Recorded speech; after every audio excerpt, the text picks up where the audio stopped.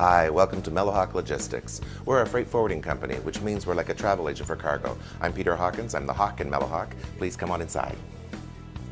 Since we are a travel agency for cargo, and we make all the arrangements for logistics for any cargo around the world. Every day something is new, there's a new shipment going to a new country, and we are all very excited about that.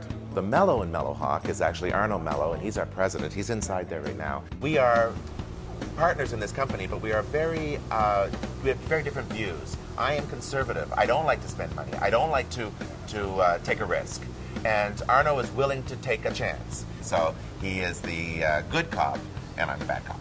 If you look around our office, there's something you probably will notice, is that I'm actually the only native-born Canadian. Everybody here is from somewhere else. Toronto truly is a multicultural city, so I think we were in a perfect place to have access to these immigrants that are trying to get a new life and a new opportunity. Truly, we have the United Nations in our office, and people say, what do you mean? And then we describe all the backgrounds that we have. Bulgaria, Vietnam, Brazil, Croatia. You live in a community, in a city, and I guess you become leaders because you help that community somehow.